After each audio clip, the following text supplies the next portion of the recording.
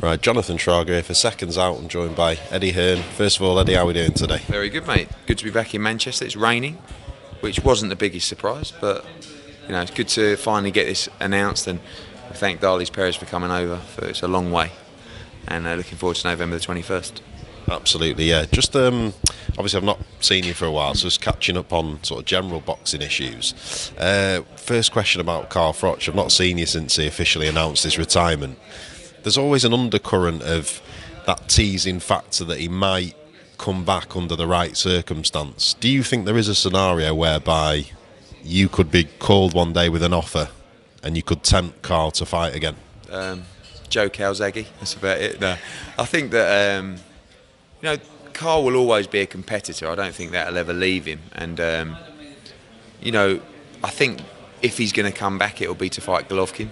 And I can't see any other fights because, he earned so much money at the Wembley fight that all these other fights that have been discussed aren't even half of what he earned at Wembley. And the Golovkin fight is probably the only fight that could reach those kind of revenue levels for Carl. So, and, people say, oh, doesn't he want to fight? It's not.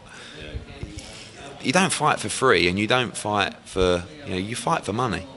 And I know that might dishearten some fans, but of course you fight for belts and legacy, but he's got all them. Do you know what I mean? So what else? Why would he want to fight Golovkin? The reasons are for a load of money and because he's sick enough to do it. And that's about it. So, I think that's the only fight that could do the numbers needed to tempt him back. But at 38, he's not getting any younger. So, there comes a point where the only thing I would say is that because of his love for fitness and keeping himself in nick, he's under 13 stone. So, he's never going to blow up to 14, 15 stone. So he'll always be fit and ready. But it's whether he's got the desire to fight again. So the fact that you're even mentioning that sort of leads me to believe that maybe behind closed doors there must be conversations you've had with him whereby you've said, is there anything that a situation that could arise whereby he would come back? Yeah, the thing is that all those fights were there for him. De Gale, Chavez, Golovkin, and there wasn't the fire to take them. So is there going to be the fight in 6 months? Well, yeah, unlikely. I mean, that fire should slowly burn out now, really, but you never know. But presumably, like you say, the revenue that would have to take place maybe at Nottingham Forest ground. I think it would be in America. I think you got Golovkin having his first fight on pay-per-view now, and I always said that if that fight was dual pay-per-view, it can happen. The numbers now are fine for me and for Carl, but it's just the desire, and what have you got to prove by fighting Golovkin, other than that you're a lunatic, But he's the kind of guy that might go, no, I'll do it, It's not belts, it's not, I suppose there's a little bit of legacy, but he's done pretty well, It's not like he's got anything to prove. What's your hunch? If you were to have a stake on it, if you had to have a bet on it, what's your hunch? I think no. I think he's done, yeah. Okay, so obviously in Carl's absence now, we're looking for the next superstar. Now you've talked about the kind of pay-per-view being the holy grail, but we're looking for that next superstar now to emerge, and there's a few kind of front runners, obviously Kell, Anthony Joshua.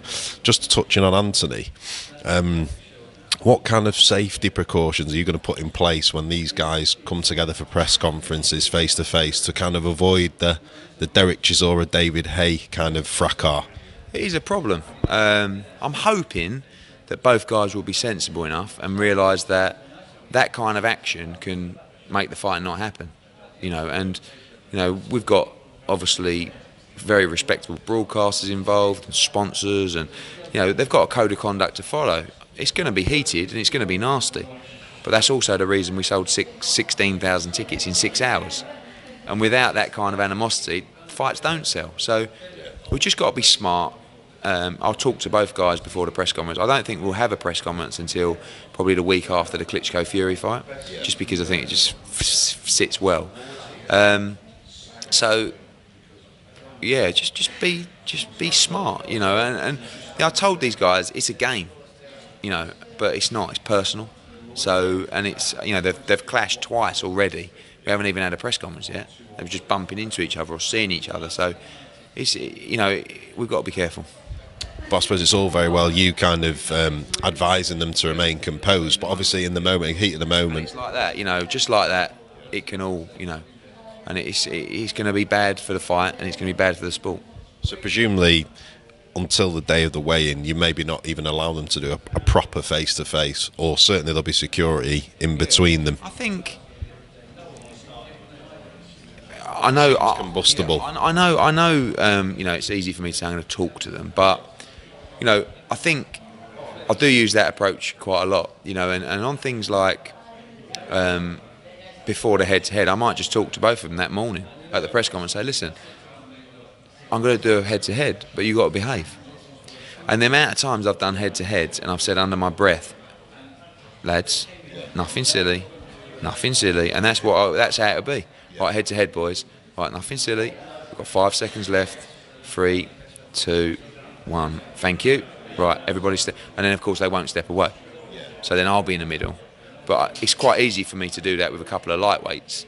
With 6'7", like absolute brick houses. Once it all goes off, you're in a whirlwind and you can't separate it. I can't anyway.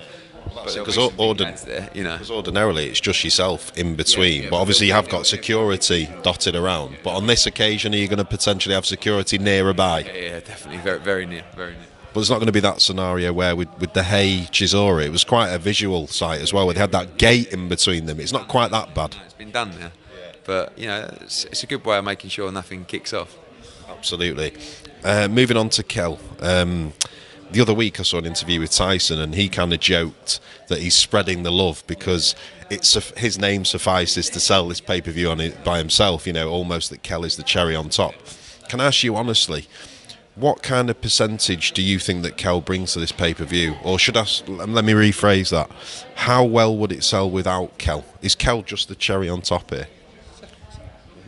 I think with heavyweight boxing and with that fight particularly, you just don't know what's going to happen. You know, we saw with David Hay, who was one of the best heavyweights in the world, he fought Vladimir Klitschko. It was an absolute stinker and it nearly killed pay-per-view. So what we're trying to do is we're trying to give value for money across the board. So, you know, Kell Brook is pay-per-view fighter in the right fights, and Fury Klitschko is a heavyweight championship of the world. That's the main event. You know, it's not. There's no pretense that it's the Kell Brook show. It's not. It is the Fury Klitschko show, but you know, it enables the financial model makes sense for everybody. It means that we're going to do more sales, you know, than we would do if it was just Klitschko Fury. We're going to be providing a good card from Sheffield with, in my opinion, a great main event, and then we're going to be going over to Germany for the heavyweight championship of the world. So the main event is Klitschko Fury, but Kell brings a lot to the table, and with my deal with Sky, we had to be involved. So, you know, and I think it wasn't a case of, you've got to do it through me. It was a case of sitting down and realising that for everybody this made sense. For Sky, it means delivering more value for money across the pay-per-view. For Klitschko Fury, it can enable them to have a more solid product and actually do some more buys. And for us, it helped us get in on the act and the revenues to make sure that Kell Brook against Chavez can happen and that we can keep these great fighters in the UK. Yeah. I suppose I haven't looked at it like that, a safety net, like you say, in case the Fury Klitschko is a stinker. That could be one round. I mean, it's heavyweight boxing, you know. So what happens if that was the only thing and all you've got chief support is Rod Stewart? Do you know what I mean? So all of a sudden you've got Rod Stewart singing, one round it's all over, and then you're back to where you started. Oh, here we go, you know, pay-per-view, or now you can start at 6 o'clock, have some great fights from Sheffield. You know, almost by the time you leave Sheffield, you might say, I've already got value for money. This is just a bonus. You know? But just truthfully, because obviously Fury Klitschko is anticipated, what extra percentage of pay-per-views do you think Kell brings? If you're just being completely honest, aside from the obviously the making sense for you, do you think an extra 10% buy it because of the Kell, or primarily? More. I think more because, I mean, don't rule out the Matchroom involvement in pushing the pay-per-view. You know, we've got the ear of the public as well. They believe in our products. Kell Brook is the best welterweight in the world, in my opinion. Now Floyd's retired, and people want to get value for money. If Brook Chavez if it was just Brook Chavez from Sheffield with a good undercard, we'd do a couple of 100,000 buys. just. So, and I expect Klitschko Fury to have done 500,000 buys on its own. So there you go. I mean, yeah, 6, 7, something like that. So I think it'll do. So I just think it works for everyone. I mean, you know, we went through the dynamics and the numbers for a long time to do the deal, and I think we found the level where everybody gets what they're worth. And there's no way Floyd is retired on 49, is there? But he's formally announced. So therefore, Kell Brook's the best welterweight in the world, in my opinion. Because I've always said it, and even with Floyd, I believe Kell Brook can beat Floyd. Don't get me wrong. But now he's out of the way, supposedly. I will now say Kell Brook is the best welterweight in the world. And your hunch on that one as well, if and when he does return, we all suspect that he will. Do you think that is Kell in that sweepstakes to maybe get that 50th fight? Yeah, I think by the time he returns, he might be. Not at the moment. You know, he's got to go out and do a good job on Chavez. We need a really big fight in February or March. Bradley is the fight we want. If he beats Tim Bradley, then all of a sudden, bang, you know, he's right in there. And just a quick, curious one for myself. I interviewed Barry Jones recently. We were talking about British boxing generally. And it I don't know how it arose, this topic, but he was sort of saying that obviously whilst you and Frank Warren are different people, that you've got a lot of similarities in a way. He was sort of discussing in terms of being businessmen and stuff like that. How do you respond to that? Because I know that you and Frank have, well, certainly on his behalf, had your differences. I know more publicly you've said that you're quite okay with everything. How do you respond to that? Do you understand where Barry was coming from with that statement? I think a lot of decisions that are made in boxing become common sense, but only once you understand the business. Probably a lot of decisions we make are, you know, from the same train of thought. But I think, you know, I saw the interview with Barry Jones, and you know, I don't believe we're the same people at all. But you know, no disrespect to Frank Warren, but when probably 2 years ago, I was actively thinking a lot about what they were doing or what they were going to do next. I can't remember the last time where I actually even thought about what they were going to do next, or you know. So I just really get on with our own business. You know, you've got to worry about your own business and yourself before you start worrying about other people, and we've got a lot of work to do. You know, I think we've done a great job for British boxing, but there's still a lot of work to do. So, you know, going back to Barry's comments, I think some of what he said was correct in that we will make similar decisions on certain things because over a period of time, once you've been in the sport, that becomes common sense. And just a quick one regards to the kind of Al Heyman scenario. I think maybe to the outside perspective, they almost view it as poaching. I know that you would say obviously they've come along and sort of poached, handpicked a couple of fighters. Can you just explain it to everyone in terms of, because you said obviously you have slightly less influence now, you're still involved in the decision-making process. Does it also, presumably it also affects your earnings on the fighter when they presumably have more dealings with him? Not necessarily. Sometimes it can be more financially beneficial because you may have a fighter that you have to pay a large purse that doesn't necessarily, I'd say deserve, but in terms of the financial model, deserve that purse. By which account you will make no money on that fighter. So now you get in a position where, you know, the fighter goes to America for a much bigger purse, where you might be involved in taking a percentage from the fighter, you might be in a percentage of taking the UK television. So financially it can be more beneficial for me to do this model. Where there's a pay-per-view fighter, I would say it's less financially beneficial for me. But I've never been, and this may be where the previous question comes in, I can't sit there and honestly talk to a fighter and say, you'll get 200 grand by fighting on the show, but there's 400 available for you over there in the same fight. Do you know what I mean? So, and that, as soon as you make them do that, that's when the relationship's going to end. Because it's just like having a footballer at a football club.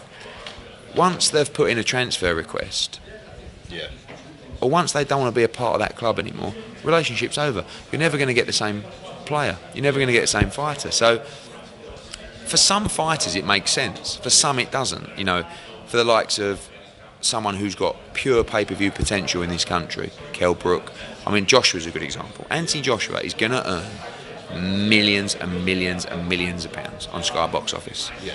And he's got it in the palm of his hand. So he doesn't need... And you can't achieve the kind of purses in America that you can here when you're in the pay-per-view model. When you're not, you can achieve much more in America. Right. Do you know what I mean? So it's case by case on everything. In terms of our involvement, it is quite strange because, Lee Selby's a good example. Yes. Where, I was involved in who he was fighting in terms of, I was told and we discussed it. Yeah. And then I'll go out there, I'll watch the fight, I'm co-promoting but not really on the ground, do you know what I mean? So it's not as if my team are there putting on this press conference, this is that. I'll be there, I'll watch the show. Will it have Matchroom branding? Yeah. I mean, the fight's in association with Matchroom, we're co-promoters of the show, so, but I'm not really big on that. Like, that doesn't, some promoters, that's so important that they've got your names read out by the MC. It doesn't really bother me, but it will be quite strange sort of turning up. My main priority is to ensure that I can deliver the best fighters, UK fighters, for my broadcaster. Right. So as long as they remain on Sky, I'm happy. And that's the case for Lee Selby, and that's the case for James DeGale. So, I think... But you're not worried about... I mean, obviously, like you say, you wouldn't want to begrudge a fighter. You wouldn't want to misadvise him if he's better off being an American in terms of making money. But is there an element of you where, not you lament it, but does it upset you a slight bit, maybe that there is a slight loss of control with certain fighters? Or do you just view it pragmatically in terms of a business decision? And the second part of that is, presumably then Anthony Joshua, like you were saying before, there's no real risk of him defecting over to America, really. No, and... I think Anthony Joshua's got the pay-per-view model in the palm of his hand and, he's in a great position. But I think everything's case by case. And, people say to me, oh, are you happy about that? And the answer is, yeah, I'm fine with it. I mean, I'm not shouting from the rooftops. Of course, I'd love these guys to be boxing over here. Yeah. But until we grow boxing to a level where the rights fees are available to pay them the purses. And by the way, who knows how long that model in America will last? Yeah. It's heavily financed. And it's a very, very, I like what they're doing, but it's a very, very risky model. Yeah. Could be 6 months, could be a year, could be 10 years, we don't know. Yeah. But there is that element of risk as well. You're diving into sort of almost the unknown. Yeah. But while it's there, you're never going to stop a fighter from wanting to take more money, especially when they get to a level of, in their career, like I go back to Selby again, great example, It's almost like a no-brainer for him because... he can be in those big fights over there. If we do the Warrington fight over here, he'd come back and take that. But, Selby's from Barry. He's got one arena anywhere near him that holds 4,000. Yeah. If there was a 10,000 arena in Barry, I don't believe you'd see him boxing in America. Yeah. But there isn't, so you got to, and it's nothing new. Everybody wants as much money as possible.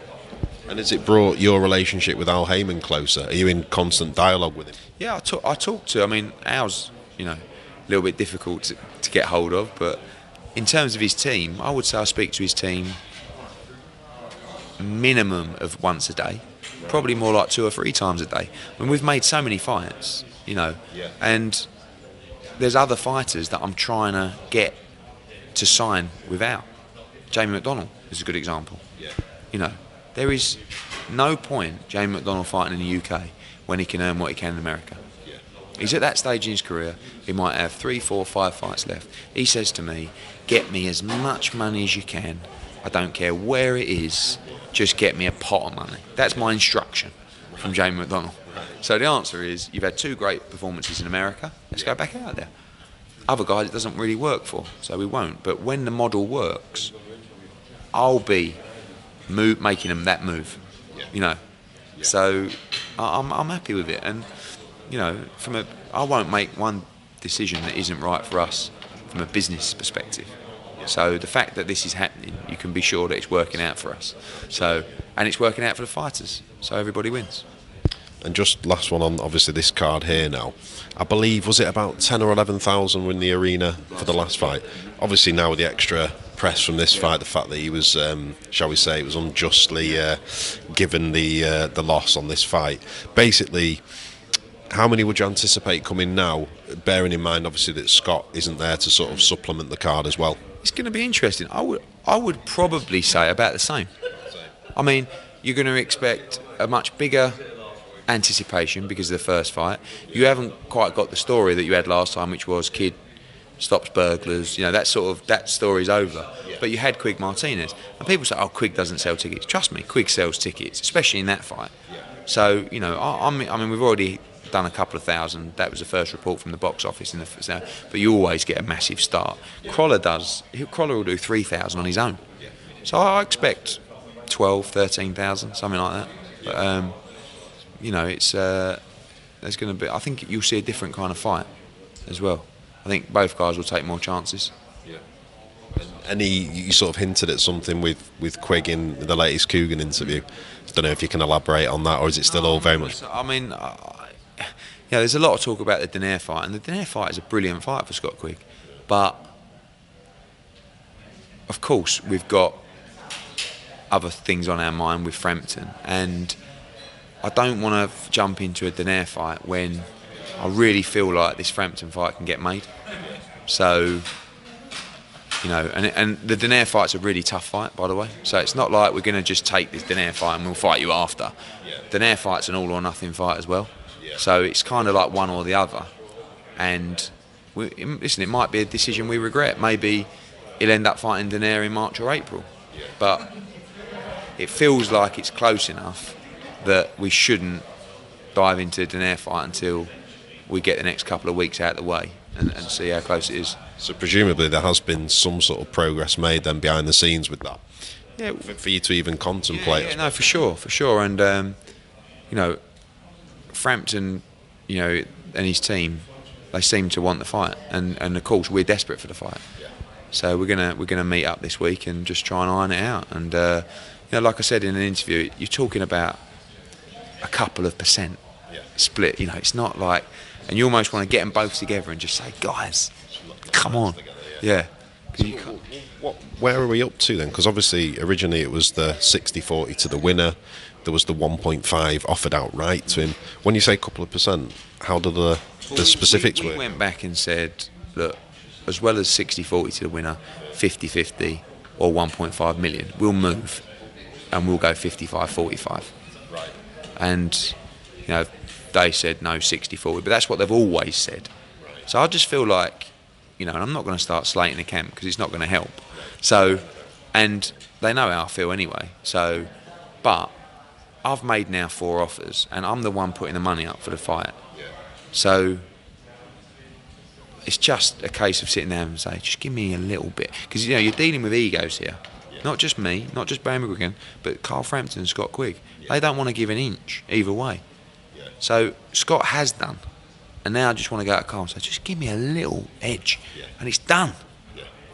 It's that easy, you know. And it might just be one day where they turn around and go, go on then, and then we're there.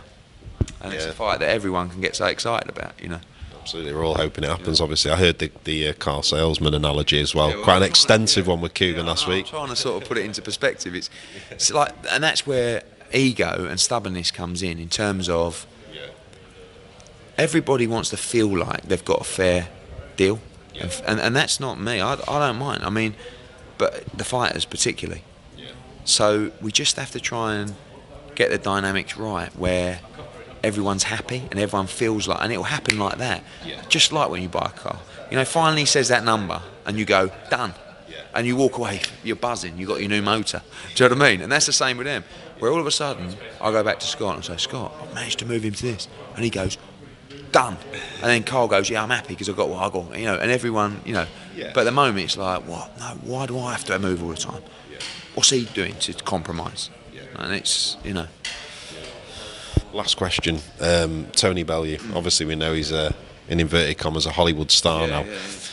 Is first of all, I can't imagine that he has changed at all. I reckon he's still probably equally down to earth. But is there always the fear with someone like that if he gets any more fairly lucrative offers, film offers, that his sort of desire to box might diminish a little bit? No, I thought that, but he wants to fight. You know, and the fact that you've seen him fighting in 8-rounders, and you know he wants to fight as much as possible. So it looks like he's got a big part in that film. You know, the IBF route is becoming a right mess. I mean, Hernandez against Ramirez, they've stripped Hernandez, And now Ramirez is there, wants to defend on October the 2nd and pay an opponent peanuts. I think actually they're going to fight Oval Mackenzie out there, in Argentina. That's the word.